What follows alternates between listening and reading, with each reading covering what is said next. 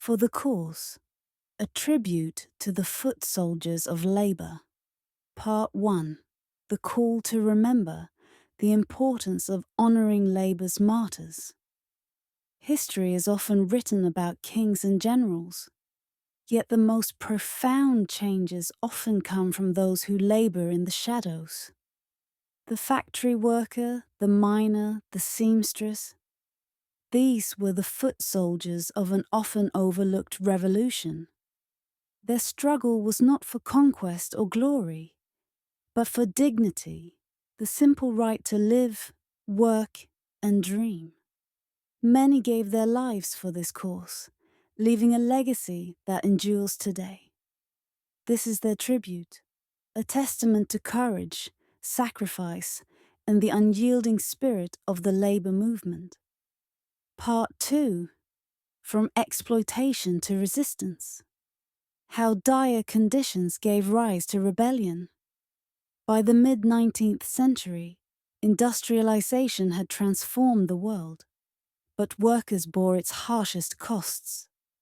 12-hour shifts were common, wages barely covered survival, and children worked alongside adults in perilous conditions. The Molly Maguires, a group of Irish immigrant miners in Pennsylvania, took a stand. Frustrated by deadly conditions and abusive employers, they waged a covert battle for justice.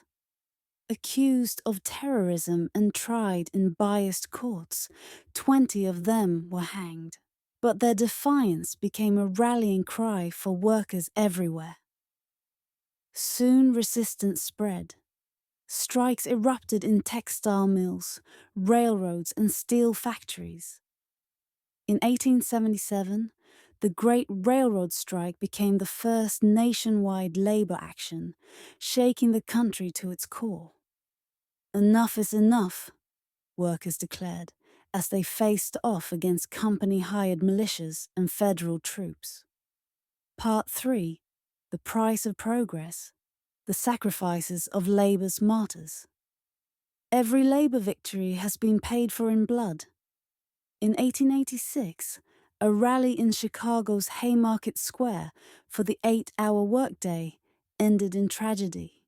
When a bomb exploded, police opened fire on the crowd.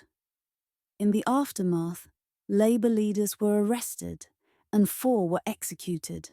The Haymarket martyrs became icons of the movement. In 1914, the Ludlow Massacre saw National Guardsmen attack a tent colony of striking miners in Colorado. Fires consumed the camp, killing women and children. The massacre shocked the nation, but strengthened the resolve of workers to organize. Even artists paid the price. Joe Hill, a labor activist and songwriter, was executed on flimsy evidence in 1915. His songs, including There Is Power in a Union, continue to inspire. Part 4. The legacy lives on modern rights, built on the sacrifices of the past. From the ashes of these tragedies rose lasting reforms. The weekend, the 8-hour workday, workplace safety laws. Each of these victories was earned by the sacrifices of those who refused to surrender. The Triangle Shirtwaist Factory Fire of 1911, which claimed 146 lives, spurred landmark safety legislation. The New Deal in the 1930s brought sweeping labor protections, including the right to unionize. These gains were not gifts.